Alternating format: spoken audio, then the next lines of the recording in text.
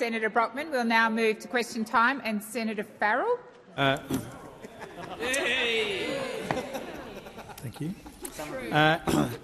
President, I seek leave to make a statement concerning ministerial arrangements for question time. Is leave granted? Leave is granted. Senator Farrell. I wish to advise to ministerial arrangements. Senator Wong will be absent from question time today and tomorrow on account of ministerial business overseas. In the absence of Senator Wong, I will be the acting leader of the government in the Senate, and ministers will represent portfolios at question time in accordance with the letter circulated to the President and party leaders and independent senators. Thank you, Senator Farrell. Senator Patterson. Thank you, President. My question is to the Minister representing the Treasurer, Senator Gallagher. Today, the inflation rate jumped to 3.2%. Does the government admit that having spending growth running at 4 times the rate of the economy, debt set to reach $1.2 trillion is fuelling inflation and hurting all Australians?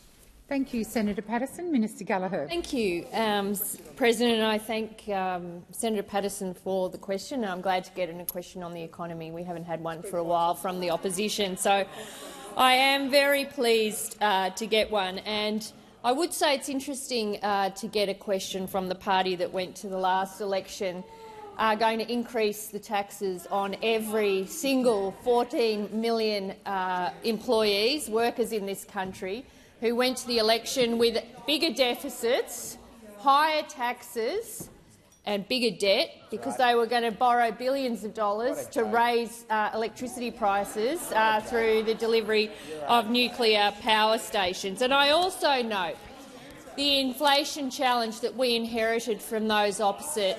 Well, I know you don't like the facts when it comes to the economic record, but when we came to government, inflation was running at 6.1%. It peaked in the December quarter of that year. It peaked in the December quarter of that year. Inflation running at 6.1%. We had massive deficits for the foreseeable future. What we have done is repaired the budget, got rid of the waste, returned the upside from the revenue that we've received to budget repair, and significantly lowered inflation, working hand-in-hand with the Reserve Bank to ensure that we did get inflation back into band. Now, we have seen inflation tick up in the results that we've seen for the September quarter, but when we look at, and I know those opposite were obsessed with trimmed mean inflation, underlying inflation has now been between 2 and 3% for 3 consecutive quarters, and it is higher than we'd like, but it's about half of what we inherited. Thank you, Minister Gallagher. What we inherited the time for from those opposite. has expired. Senator Patterson, first supplementary. Thank you, President. As part of the inflation figures today, we learn that electricity costs are up annually 23.6%. What does the minister say to those Australians who will be paying higher power prices and struggling with higher interest rates because of the inflation your out-of-control spending is fuelling? Thank you, Senator Patterson. Minister Gallagher. Well, what I would say to households across Australia is that this government has your back. We are the ones that have put in place energy bill rebates as we go through some of the energy transition. And what I would also say is that the decade of those opposite wringing their hands and failing to land an energy policy, which they still can't do in opposition, has contributed to the situation we find ourselves in now. 24 of the nation's 28 ageing coal-fired power stations announced they were closing within the decade under the former government. We saw energy generation leave the grid. We have ensured that that is getting back on track with gigawatts of energy coming back in. Those opposite failed the Australian community when it came to planning for our energy needs. This government is responsible. We're the ones that are dealing with it, whilst you continue to kill yourselves over energy. Senator Patterson, second supplementary. Thank you, President. The Governor of the Reserve Bank has recently warned that government spending is growing very quickly, with substantial deficits projected into the foreseeable future. The government now has higher inflation, out-of-control spending, record debt and higher unemployment. When will you admit that your economic management has failed and change your reckless policies? Thank you, Senator Patterson. Minister Gallagher. Thank you. Well, that coming from the spokesperson whose party took bigger deficits, bigger debt, who was going to savage public servants in order to pay for a failed energy policy, to come in here and start showing concern now. Well, we have turned 2 Liberal deficits into 2 Labor surpluses. We know that that hurts you. We have significantly reduced the deficit in the final budget outcome for the last financial year. We are dealing with areas of neglect that you failed consistently over 10 years to deal with it, whether it be in energy, whether it be in the NDIS, whether it be in aged care, whether it be in Medicare, whether it be in infrastructure. Everywhere you looked across government, you were ignoring the pressures facing the Australian economy, and we are dealing with it. We're dealing with it in a responsible way. We're being upfront and honest about these pressures, and we're repairing the budget at the same time. Thank you, Minister. The time for answering has expired. Before I come to you, Senator Ghosh, I will draw to the attention of honourable senators the presence in the gallery of a parliamentary delegation from the Parliament of the Republic of Estonia's Foreign Affairs Committee. On behalf of all senators, I wish you a warm welcome to Australia and in particular to the Senate. Senator Ghosh. Thank you, President. My question is to the Minister for Finance, Senator Gallagher. Yesterday, global credit rating agency Fitch reconfirmed Australia's AAA credit rating, endorsing the Albanese government's approach to budget management. How has the government managed budget repair, and why has getting the budget in better shape been central to our fiscal approach? Thank you, Senator Ghosh. Minister Gallagher. Thank you very much, President. I thank Senator Ghosh for the question. It's an important one, and another one focusing on the strong budget management that the Albanese Labor government has brought to the task of budget repair and ensuring that the Australian people get the services that they demand and expect. When we came to office, there were huge deficits as far as the eye could see, $1 trillion of Liberal debt in a budget weighed down with waste and rorts. We made progress with quarterly inflation and underlying inflation coming down and now at 4-year lows. Annual real wages have been growing for 7 consecutive quarters. I didn't include that in my last answer, but again, an important result from the Albanese government's policies to make sure that we got wages moving again. The economy is expanding. Interest rates have been cut 3 times this year. More than 1.1 million jobs have been created since we came to government, a record for any government in any single term.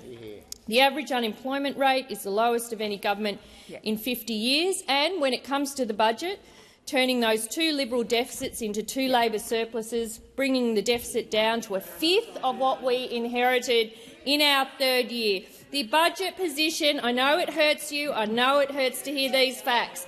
The budget position has improved by $209 billion in our first term. Debt is $188 billion lower than was forecast, saving $60 billion, President, in interest costs as a consequence. Real payment growth is estimated to average 1.7% per year, less than half the average under our predecessors. And on top of that, the final budget, from those opposite, zero savings. We've managed to deliver $100 billion in savings across our budgets. We know that you didn't understand about how to make savings, just riddle it with rorts to pay off the National Party. We're doing the hard work. Senator Ghosh, first supplementary. The Albanese Labor government is focusing on delivering policies that support Australians, because we know that many cost-of-living pressures remain a challenge. What practical relief is the government delivering for Australians, and how is this assisting households across the country? Thank you, Senator Ghosh. Minister Gallagher. Thank you, President. I thank Senator Ghosh for the supplementary. Well, we start with pay rises, making sure that all minimum and award wage workers actually get a pay rise, and those wages have increased under Labor to over $9,000, increasing the superannuation guarantee to 12%. Paid parental leave expanded to 24 weeks and paid now with super on government PPL. Energy bill relief with $150 off power bills for every household and around 1 million small businesses. And we all remember those voting against it. Remember here we are. We need to give households a bit of a hand. And what did those opposite do? No, voted against it.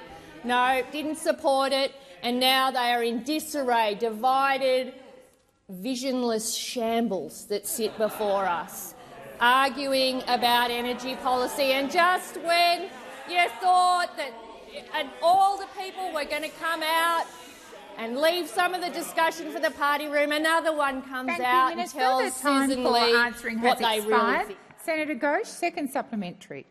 Dealing with inflation and cost of living pressures has been a priority for this government. What relief has the government delivered to continue to assist households across Australia?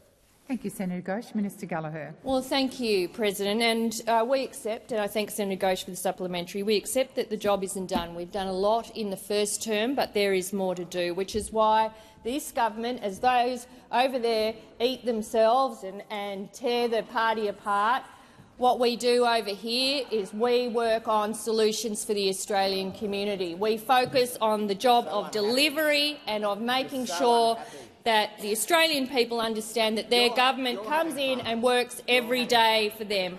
We've expanded 5% deposits. We've delivered another pay rise for aged care nurses following the instalment in March.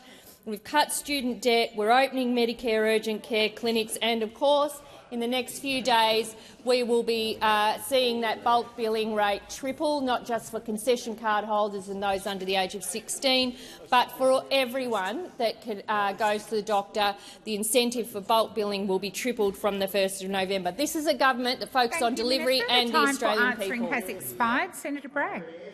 Mr. President, thank you very much. My question is to the Minister representing the Prime Minister, Senator Farrell. The Australian National Audit Office has announced it is undertaking a performance audit of the design and the delivery of the Housing Australia Future Fund. As it looks to quote the Order and assess the efficiency, effectiveness of the Department of the Treasury's design and delivery of the Housing Australia Future Fund. Minister, why is the government paying up to $1.3 million in some cases for a single home? Thank you, Senator Bragg. Minister Farrell. Thank you, President, and thank Senator Bragg for his question. Well, the first thing I would say about the ANO is that they regularly and routinely investigate all government programs. As a government, one of the things that we did was, of course, to increase the funding to the ANOA in order to ensure that they can properly do their service to the country and audit all of these programs to make sure that ordinary Australians are getting value for the money that they taxpayers invest in this government and in this country. So we're very happy that the ANOA are doing this audit. It's appropriate that they do it. Minister Farrell, please resume your seat. Senator Bragg. Point of order on relevance. The question was quite clearly asking about the cost of the house, in some cases being up to $1.3 million per dwelling, and whether that was good value. Senator Bragg. You started your question about the Audit Office. The Minister is being directly relevant to your question. Minister Farrell. Thank you, President. I've had involvement with a number of ANOA cases, Senator Bragg. One of them was into the PEM system. For years and years and years and years, I asked questions and estimates about how the PEM system was going. I was continuously assured by the former government. Minister Farrell, please resume your seat. Senator Bragg. Point of order. Here's your topic. Order. They could have done it quicker. Point of order on relevance. The question was not about the PEM system. The question was about the $1.3 million house. Thank you, Senator Bragg. I will direct the minister back to your question. Minister Farrell. Thank you, President. You did ask about ANOA inquiries, Senator Bragg, and I was directly responding to that. But The ANAO commenced this audit more than a month ago, and for a program with the size and the impact of the HAF, it's actually quite normal for a program that size to be the subject to an ANAO investigation. The ANOA performs thank between... you, Minister Farrell. The time for answering has expired. Senator Bragg, first supplementary. All right, I'll try again. Thank you, President. The HAF scoreboard is not good. It has wasted $10 billion of taxpayer funds to buy 500 homes, and now it's being audited, all while the housing construction collapses around Australia and home prices skyrocket. Does your government still stand behind this failing scheme? Thank you, Senator Bragg. Minister Farrell. President, and thank you, Senator Bragg, for his first supplementary question. Yes, we do stand by what is a terrific program designed to make up for all of the failures of the former government to deal with the issue of housing shortages in this country. For the first time in more than a decade, you've got a government that recognises that we have a problem with a shortage of housing in this country, but more importantly, recognises that the government has a role in providing more housing, and that's what we have been doing through the HAF system and all of the other programs that we have been introducing to assist particularly young home buyers. The time for answering has expired. Senator Bragg, second supplementary. No, thank you very much. Does your government now concede that setting up a massive housing bureaucracy, which has so far failed, is fast becoming Pink Bats 2.0? Thank you, Senator Bragg. Minister Farrell. Thank you, President, and thank Senator Bragg for his second supplementary question. No, Senator Bragg, we don't accept that proposition. We recognise the problem. We recognise there's a problem of housing shortages. There's particularly a problem in respect of access of young people to housing, and this is exactly how a government that is responsible and progressive and understands the problem of housing issues in this country should be responding. There is a role. There is a role here when the private sector has failed to produce enough homes. There is a role. There is a role for government to help in this solution. It's not the total solution. It's not the total solution, but it's part of the solution. And our wonderful housing minister, Claire O'Neill, I think is doing a terrific job in progressing this program. Thank you, Minister.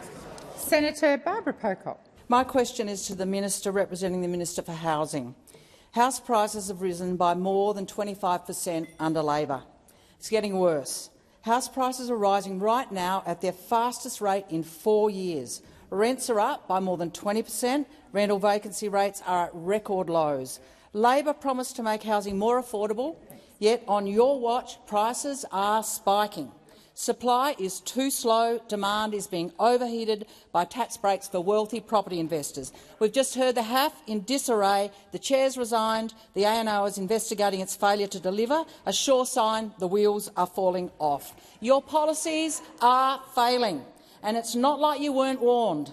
Your policies are failing. What do you say to all those who are suffering through this housing crisis? Thank you, Senator Pocock. Minister Ayres. Well, the Australian Greens political party, always positive, always looking for solutions. You would have thought that after the experience of 2025, when this sort of puerile negativity,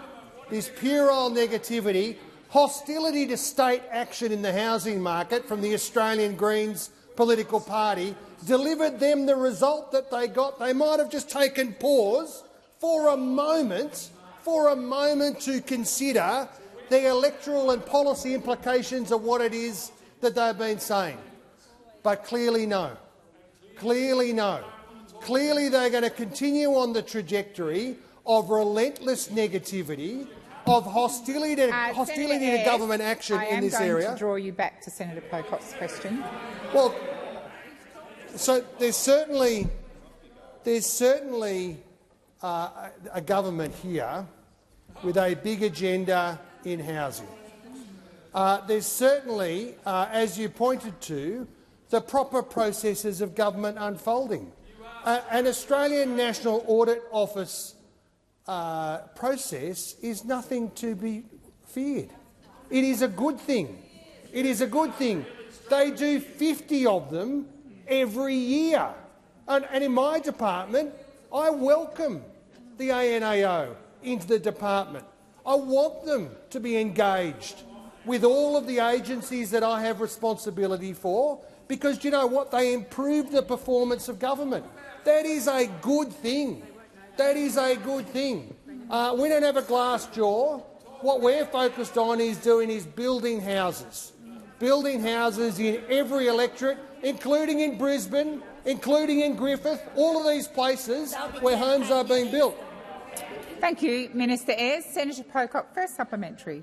The Australian dream of home ownership is on life support. 30 years ago, it took 4 years on the average income to buy a house. Now it takes more than 8. Your government is supercharging house prices and locking out first home buyers by refusing to phase out tax breaks. Minister, when will your government finally admit we can't fix the housing crisis without ending the unfair tax handouts, $181 billion over 10 years to wealthy property investors? Pocock, your time has expired. Senator Pocock, your time has expired. Minister Ayres. Well, the answer is that this is not a dinner party conversation. This is a policy effort. This is a policy effort to engage seriously with these questions of supply. Now, every moment that the government advances a position, there's sort of no elision here. The Greens political party and the Liberal and National Party have got one answer, and that is no. And the truth is that there is no perfect answer. That is why there is a suite of measures. That is why there is— Minister Ayres, please resume your seat. Senator Pocock. Relevance. My question is about when will the government address the tax breaks that are flowing to wealthy property investors. I haven't heard a word about it. Senator Pocock, your question also had an ambit about home ownership and historical data and so on, and the minister is being relevant to your question. Minister Ayres. Well, and that's what I meant when I said dinner party conversation. Right? Dinner party conversation, not serious effort to deal with supply. Now, I know you don't like young Australian people having an opportunity to buy a home for the first time in their lives. I know you want to campaign against it. You love social housing, except when it's been built in your suburb. Like, that is the Greens party position. If you want to keep on with it, keep on with it. The time for answering has expired. Senator Pocock, second supplementary. Minister, homelessness has increased by 10% on your watch. In the last 4 years, it's the worst levels in living memory. Your own data tell us there are 9 avoidable deaths every single day amongst people who've experienced homelessness. 9 lives lost daily on Labor's watch. Homelessness is rising. Deaths are mounting. Labor's policies are leaving people to die without a roof over their head. What are you going to do about that? Thank you, Senator Pocock. Minister Ayres. Well, President, not only is it what we're going to do about it, it's what we are doing to deal with these challenges. We've introduced incentives for projects that offer long-term leases, and we're working with the states to make renting fairer. Practical outcomes, not bumper stickers. Real policy solutions, not dinner party conversations. As a result, as a result of our work, most states have now banned no grounds evictions and put minimum standards in place. We've delivered back-to-back increases in rent assistance, which is now 45% higher for 1 million Australian households. Now, fundamentally, the answer here— Minister Ayres, please resume your seat. Senator Pocock. My question is about homelessness. People who don't have a roof, for whom rent is not even an issue. They're in tents. Senator Pocock. Senator Pocock, the minister's being directly relevant to your question. Minister Ayres, please continue. And of course, ultimately here, these are questions of supply. These are questions of supply, about building more homes in every part of Australia. That's why there is a $43 billion package there. Thank you, Minister. The time for answering has expired. Senator Cox. President, my question is to the Minister representing the Minister for Health, Disability and Ageing, Senator McAllister. Delivering cost of living relief and affordable health care is a key priority for the Albanese Labor government, and this Saturday, the 1st of November, the government is delivering more bulk billings so more Australians can see a GP for free. How is the government strengthening Medicare and delivering on its commitment to expand bulk billing incentive to deliver better access to health care for all Australians? Thank you, Senator Cox. Minister McAllister. Thank you, President, and thank you, Senator Cox. Well, in May, the Australian people voted for a government that would stand up for the principle of universal health care, and the Albanese government made that commitment to the Australian people. And we are keeping it. We are keeping it. On Saturday, the Albanese Labor government's largest ever investment in the history of Medicare, $8.5 billion investment, will start to kick in, and that will expand over time bulk billing and create a new additional incentive payment for practices that bulk bill every payment. It will mean that 9 out of 10 GP visits will be bulk billed by 2030, and fully bulk billed practices will grow in number to around 4,800 across Australia, tripling the number of bulk billing practices. That is what delivering for the Australian people looks like. We've heard already from hundreds and hundreds of practices, and they said that this week they're charging a gap fee. Next week, they'll be moving to a fully bulk billed service. Heads down over there. Heads down over there. That's how you rebuild Medicare, because the only card you should need when you go to the doctor should be your Medicare card. That's right.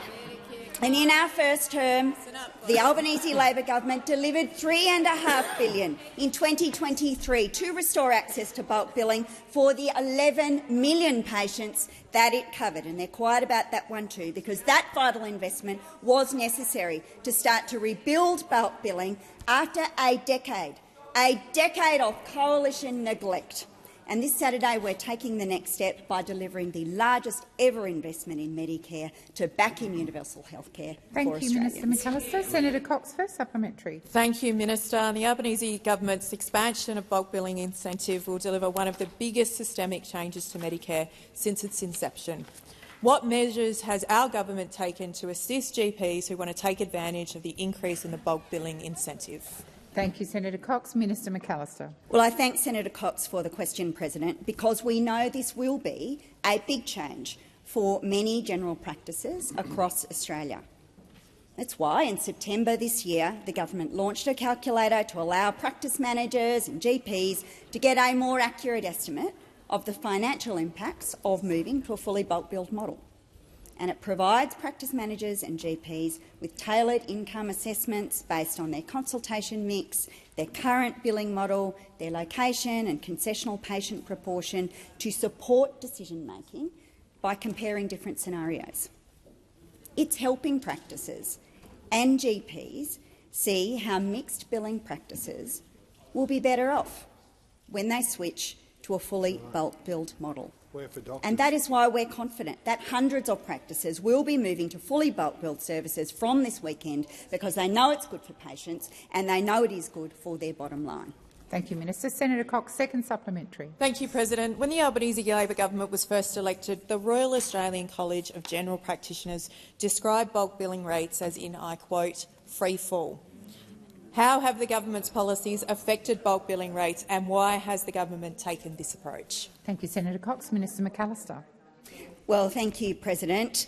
Medicare billing data shows that our record investment in Medicare saw an additional 6 million bulk billed GP visits in the year to December 2024. before.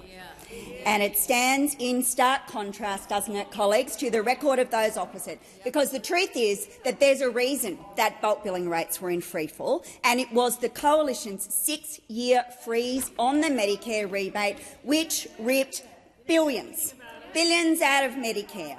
And the AMA estimated that the Coalition would have taken $8.3 billion out of Medicare by 27-28 if they'd been allowed to go on. They then tried to hide it. They tried to hide their bulk billing records, inflating the figures by relying on massive numbers of COVID-related bulk billing during the pandemic. But Australians knew the truth. It had never been harder to see a doctor than under the governance of those opposite. Thank you, Minister McAllister. Senator Tyrrell. President, my question is for the Minister representing the Minister for Communications, Minister Farrell. For the past few days, we've been debating how to hold Optus and other telecommunication providers to account through the 000 Custodian and Emergency Calling Powers Amendment Bill. We know that regional communities are greatly impacted by the actions of telco providers and outages of their services. Do you think it's important that telco providers follow the legislative requirements of the Telecommunications Consumer Protection and Service Standards Act? Thank you, Senator Tyrrell. Minister Farrell. Thank you, President, and thank you, Tyrrell, for her question. Of course, we expect all of the telecommunications operators in this country to comply with all of their obligations, and of course, it has been distressing to see that in recent weeks, of course, with Optus, the failure of that company to be able to provide the 000 services when people need it. But the fact of the matter is that for most calls, of course, 10 million calls are successfully made to the 000 each year. And this government seeks to ensure, with respect, Senator Tyrrell has asked a very respectful question. Would you please give me the opportunity to answer it in a respectful way, in the way that she has asked that question? Order.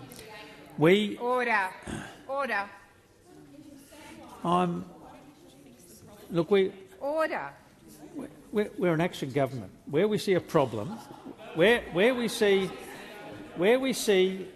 a problem, we don't get angry. We seek a solution, and that's exactly what we're trying to do. We're seeking a solution because anger doesn't solve the problem. Action solves the problem. And in the case, can you not? Senator Hanson-Young, I have called you to order. Senator Tyrrell is asking a legitimate question that requires a legitimate answer. This government will take action to ensure that the telcos in this country— Thank you, Minister. The time for answering has expired. Senator Tyrrell, first supplementary. So that was yes. On the 18th of September, the government sneakily published its response to the regional telco review more than 9 months after it was provided to the minister. Do you think it's good enough to table a government response more than 9 months after it was provided to the minister? Thank you, Senator Tyrrell. Minister Farrell. Thank you, President, and thank you, Senator Tyrrell, for her first supplementary question. What this government tries to do, Senator Tyrrell, is to provide solutions to the problems which we encounter in government, and we do that in a variety of ways. And when we respond to an issue and respond to a report, we want to make sure that we do it in a way which provides the solution that we're looking for. And so, regretfully, in government, sometimes things take longer than you would like them to do. But can I assure you, Senator Tyrrell, and your electors in Tasmania, that this government understands the problems that have been created in recent times by the failure of the Triple-O service, and as a government we will act and respond responsibly to find a solution. Has expired. Senator Tyrrell, second supplementary. Thank you, President. The government's delay to table the report breached its legislative requirements under the Telco Consumer Protection Act, the very same act that it's now seeking to use to hold telco providers to account for emergency call outages. How can we expect the government to hold telco providers to account if it can't even meet its own legislative requirements? Thank you, Senator Tyrrell. Minister Farrell. Thank you, President, and thank Senator Tyrrell for her second supplementary question. Look, can I assure you, Senator Tyrrell, and your electors in Tasmania that this government is going to do absolutely everything within our power to ensure that all of the telcos meet all of their legislative requirements to provide that service to this country. There's no more important service than in an emergency, the Triple-O service.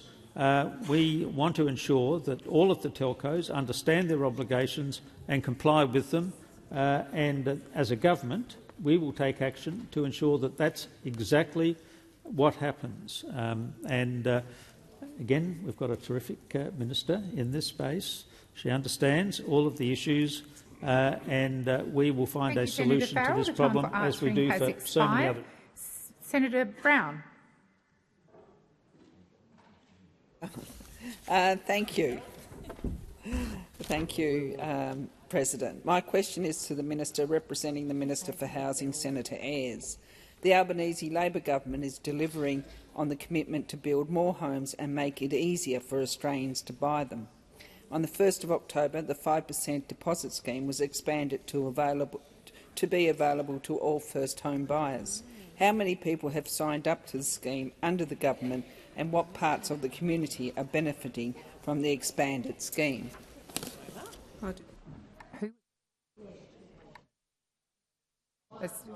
Minister Ayres. President, that there's an order question here that perhaps yes, it was Senator McKenzie's question. Minister yes. Ayres. The opposition advised me they'd change their questions around, so I'm simply following the advice that they gave me.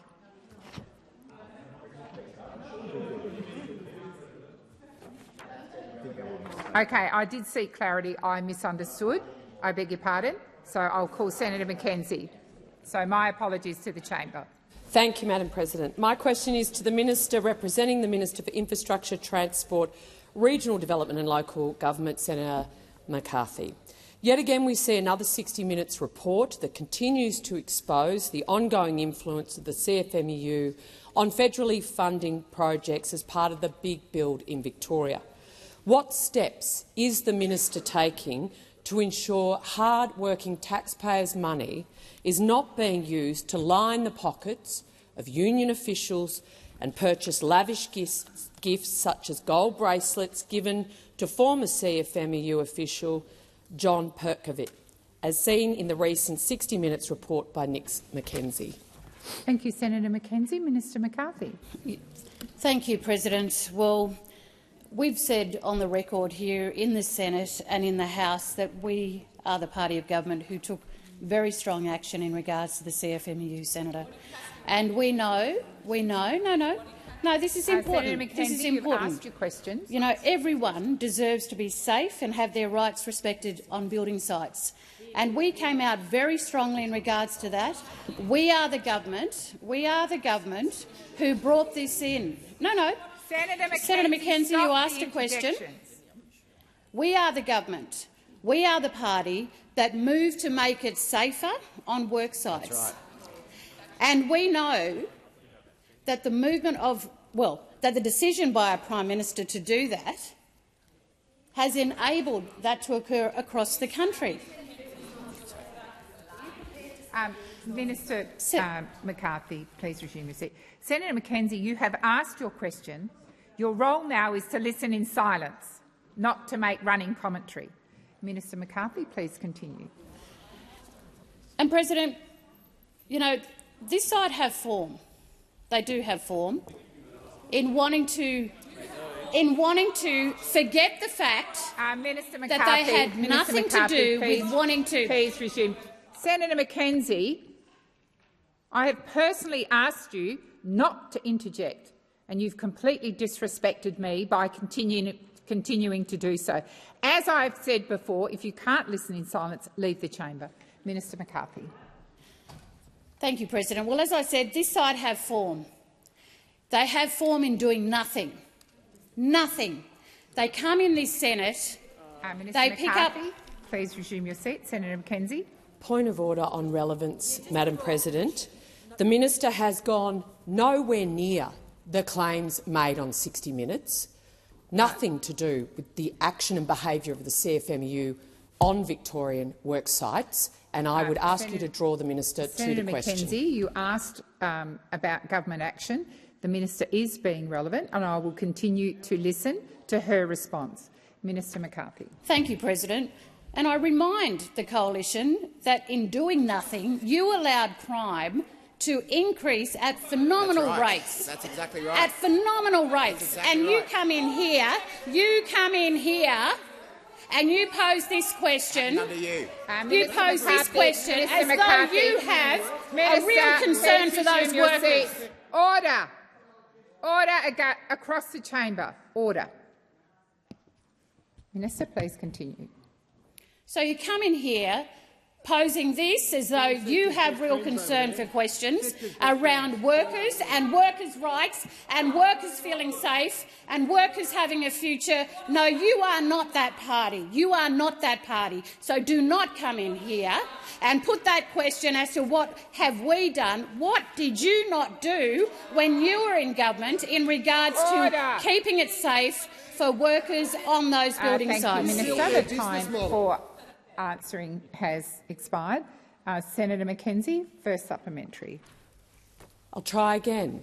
Why has the Minister for Infrastructure, Transport, Regional Development and Local Government not reported evidence from the states of corruption and bullying as part of federally funded projects in Victoria by CFMEU officials to the Department of Employment and Workplace Relations and/or to the Fair Work Ombudsman? Now, I'm going to remind the Senate, I'm going to try to be preemptive. You were heard in silence. When I call the minister, I expect the minister to be heard in silence. Minister McCarthy. Thank you, President. Well, the minister responsible for IR has been in regular touch with regulators around compliance within the workplace relations system. She's written letters to the relevant regulators and law enforcement agencies, namely the AFP, the Fair Work Commission and the Fair Work Ombudsman, asking them to consider investigating any matters raised by the reporting that is within their jurisdictions. She's received a detailed verbal briefing from the AFP Commissioner regarding Operation Rye, who confirmed that there are a number of active investigations on foot. She's also had a detailed briefing from Mr Irving, who confirms that a detailed strategic plan is being carefully followed, President. And Mr Irving is undertaking his work in a systematic and orderly manner. See, they're not interested. They're not interested, President. They come in here, it's all a con. They come in here pretending they care and they don't. Thank you, Minister. Senator McKenzie, second supplementary. When will the minister take appropriate steps to ensure that the stranglehold of the Victorian branch of the CFMEU does not continue to delay the delivery of infrastructure projects in Victoria, such as the North East Link, that have been funded by federal government and hard-working tax-paying Australians' money? Thank you, Minister. Minister McCarthy. Thank you, President. Well, clearly the senator didn't hear my response to the previous question in regards to what the minister has done, but I will go further. The administration has already taken significant steps to rid the union and the industry of corruption, including removing or accepting the resignations of— look, you might sit around watching TV, Senator, but our minister is doing a job and she's doing her work. Yeah, she is. No, she's doing her work. So, including removing or accepting the resignations of more than 60 staff, developing significant new policies— Minister McCarthy. Senator Mackenzie, what is it that I need to say to you to get you to be quiet? Your interjections are disorderly and disrespectful, and I've called and I've pleaded with you and I've asked and I've ordered, and you've ignored it all. Leave the chamber if you can't sit here quietly. Minister McCarthy. Thank you, President. Well, I would gladly repeat that, because the administration has taken significant steps to rid the union and the industry of corruption, including removing or accepting the resignations of more than 60 staff, developing significant new policies and a national code of conduct and statement of expectations for all staff, and establishing several inquiries into state branches of the CFMEU. Thank you, Minister. Senator Payman. Thank you, President. My question is to the Minister for the National Disability Insurance Scheme, Senator McAllister. For many Australians, the NDIS is their lifeline, a system of supports that they rely upon to live a dignified life. For the people who support them, however, life is getting more and more difficult.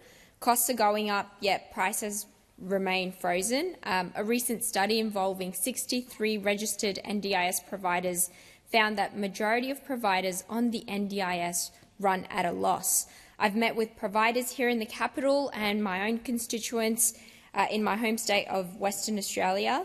Minister, what support is the government offering to these providers who are working to provide a better life for our most vulnerable Australians? Thank you, Senator Payman. Minister McAllister.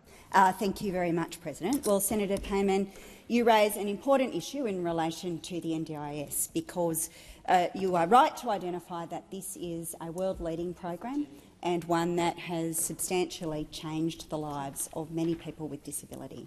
And you're right too to observe that the program is dependent on having a workforce and a provider system that is capable of providing high-quality supports that deliver value for money for participants. And I'd add also that in establishing the NDIS, one of Labor's objectives was to generate a level of innovation within that provider community too, so that the range of services that people with disability might be able to access would increase over time, and they'd be able to purchase services that were more aligned to their needs. The pricing in the NDIS really goes to the heart of the question that you asked, Senator, and the pricing for the NDIS is set each year by the NDIS board. It's a board made of eminent persons, many of whom themselves have disability or who have lived experience of disability. The board is conscious that there are opportunities to improve the way that pricing takes place. In the last term, the board sought advice from an independent pricing committee. It's received that advice and it's published that advice. And the advice indicates that there are opportunities for us to move to differentiated pricing, an approach that would recognise some of the features that drive quality in the NDIS service system. The board has also indicated in its most latest releasing its most latest pricing guidelines that it intends to publish a work plan which will step through some of the things that they will be doing to, as they embark upon a process of introducing differentiated pricing. Thank you, Minister. Senator Payman, first supplementary. Thank you, President. Thank you, Minister. The word sustainability has featured heavily in the government's rhetoric and language in the past year. According to the Ability Roundtable project, quality therapy providers will run an average loss of 24.6% this financial year. Does the government believe this situation is sustainable? Thank you, Senator Payman. Minister McAllister. Thank you very much, President, and thanks, Senator Payman, for the question. When we talk about sustainability, and there's a lot of commentary about sustainability in relation to the scheme, we're often talking about its fiscal impacts. And of course, when we came to government, under the governance of those opposite, the scheme was growing at over 20% a year. And that had been the case for some years, and nothing had been done to rein that in or deal with that challenge. When we received the review, the independent review undertaken of the scheme, they acknowledged that this was not sustainable, and if we want a scheme that will last for the long term, we need to deal with that. It doesn't mean, as I indicated in my answer to your primary question, that we should ignore questions around quality. One of the things that we have initiated this year, or the board has initiated this year, is a pilot that will work with quality providers of SIL supports and of therapy supports to understand the drivers of quality in their businesses. Thank you, Minister. The time for answering has expired. Senator Payman, second supplementary. Thank you, President. A major issue that's affecting providers is the freezing of prices. As I mentioned in the preamble, therapy support prices have frozen since 2019, but providers' costs have risen dramatically due to rising cost of living and cost of doing business. How long does the government expect therapy support prices to remain frozen for? Thank you, Senator Payman. Minister McAllister. Thanks, President, and thanks again, Senator Payman. The board has been very clear about the methodology it's used to set prices, and I think in the question you're asking particularly about therapy prices. This year's pricing review saw the board consider, I think, as many as 10 million different data points from services provided across a range of therapies in different service systems, veteran systems, Medicare, and they use that to benchmark current pricing rates, because the principle that the board articulates, and they're really clear about this, is that people with disability should not pay more for services than other people in the community. And the purpose of undertaking the benchmarking is to understand what prices are being paid in other parts of the community and make sure that the prices being paid within the NDIS don't exceed those. And that's the basis on which the pricing review was set on this occasion. Thank you, Minister. Senator Brown. Thank you. Take two. My question is to the Minister representing the Minister for Housing, Senator Ayres. The Albanese Labor government is delivering on its commitment to build more homes and make it easier for Australians to buy them. On the 1st of October, the 5% deposit scheme was expanded to all available first home buyers. How many people have signed up to the scheme under the government, and what parts of the community are benefiting from the expanded scheme? Thank you, Senator Brown. Minister Ayres. Well, Senator Brown, thank you very much for that question. A question so good that she asked it twice. On the 1st of October, just a few days ago, the government delivered on its promise to expand the 5% deposit scheme to all first home buyers.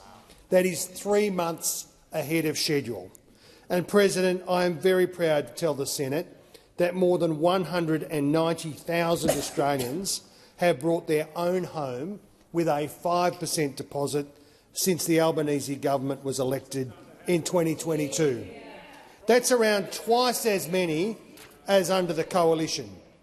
And, President, the people that we are delivering for are ordinary Australians, particularly young Australians, Australians who work hard, Australians who just a generation ago would have already been able to expect that they would have been able to own their own home. Saving 20% for a deposit is a massive hurdle for young Australians, particularly when you are renting and paying off somebody else's mortgage. It might be very difficult for some people in this place to understand, but it is a very difficult hurdle to get over. That is why we have expanded the 5% deposit scheme to every Australian first home buyer. No income limits, no limits on places, no complexity, and house price caps that better reflect the cost of a home in every part of Australia. President, it is un-Australian for young people to be locked out of the housing market unless their parents have money. That's not how we do things here. That is not what this government is about.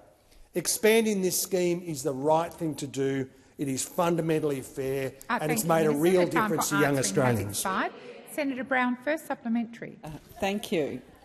Increasing social and affordable housing is a priority for the Albanese Labor government, and we are determined to build more homes for those who need them the most. How much social housing has the government built under programs like the Housing Australia Future Fund, and the Social Housing Accelerator, and what does it mean for Australian families? Thank you, Senator Brown. Minister Ayres. Well, 190,000 people, Australians, using the 5% deposits. And I'm pleased to tell Australians that more than 5,000 homes have been delivered with support from this government, from this government, despite delays brought on by the opposition. And more than 25,000 social and affordable homes are in planning or are being built. And, President, these homes are being built in every part of Australia, even Double Bay, Senator, or wherever it is that you hang out, for frontline workers in regional Australia, for women and children fleeing domestic violence, for the people doing the difficult jobs that keep our communities together, because that's what this government does. It delivers for all Australians, no matter your job and no matter your postcode. It's a record of actually building homes as opposed to the 373. The time for answering has expired. Senator Brown, second supplementary. Thank you, Minister. The Albanese Labor government has an ambitious housing agenda that is delivering for all Australians. What challenges does the government face in implementing the agenda? Thank you, Senator Brown. Minister Ayres. Well, it's a good supplementary question, and he's right over there. The sort of hot air blowing, home blocking heartbreaker, Senator Bragg, and his colleagues over here. Young Australians who under this government can from the 1st of October grab a 5% deposit and put it on a home for them, their partners and their kids. This character is bringing legislation in here that would take it off them. Senator Ayres, refer to senators by their correct titles. Please continue. Senator Bragg, supported by all these characters over here, and I assume by these characters over here, wants to introduce the grab it back provision. Take the homes away, take the opportunity away, take the life chances away, rip opportunity away from young Australians who right now, can look forward to a 5%. Senator Duniam. Thank you, President. My question is to the Minister for Industry and Innovation, Senator Ayres. Minister, just minutes before question time, you finally provided a list to the opposition stating that there are at least 7 facilities on the Department of Industry's at-risk register. Can the minister confirm that there are still 7 facilities at risk in the most recent update the minister has received, and can the minister list each of these facilities for the benefit of Australian workers and the protection of their jobs? Thank you, Senator Duniam. Minister Ayres. Well, I think we have provided some additional information than that was required. I think partly, I have to say, my thinking about this was to stop your friends over here saying that there was 10,007 facilities, the usual sort of hyperbole that characterises the sort of negativity on these issues. I can take you through. We spent some time yesterday. We spent some time yesterday on these questions, and I noticed that there's no more questions about Tomago because the politics for this lot have moved on. It's stopped being a useful. It's stopped being a useful political thing. We'll keep doing the work on these facilities. We'll leave the bumper stickers and the politics to you. We are working our way through a range of large industrial facilities around the country. And in practical terms, I'll take the interjection, Senator Ruston.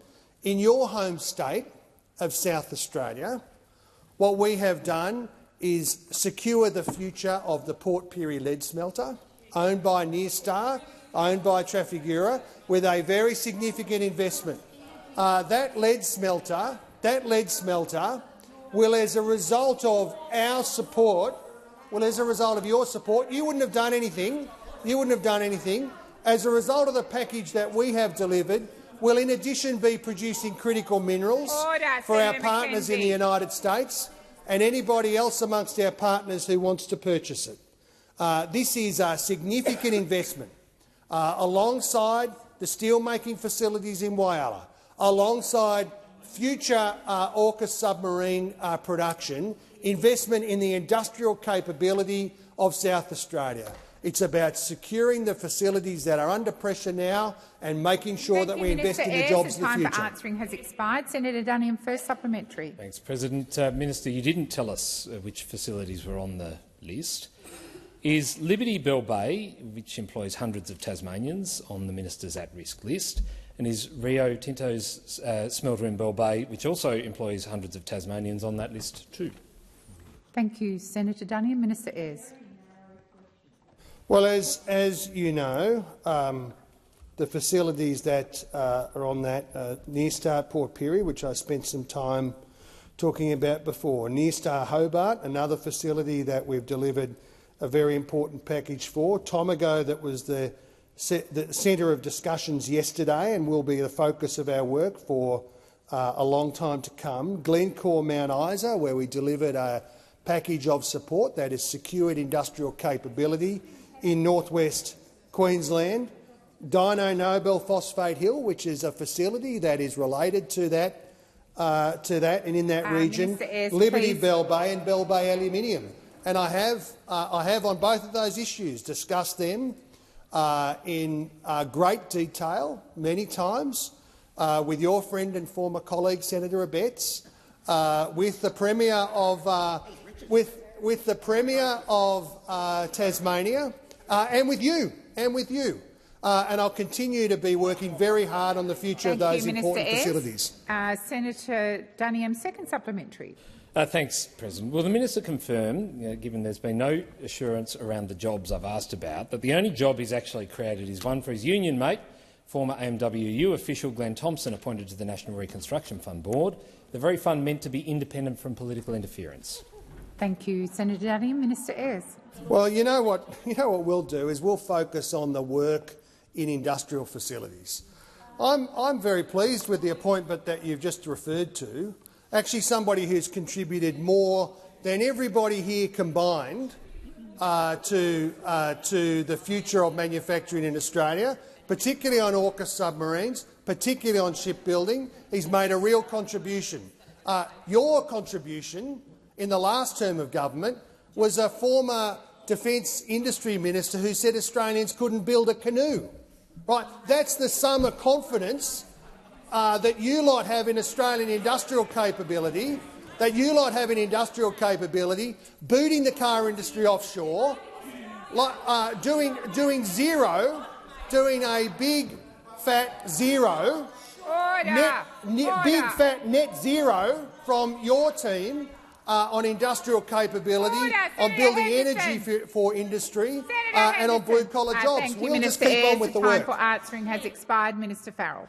Thank you, President. Can I request that further questions be put onto the notice paper?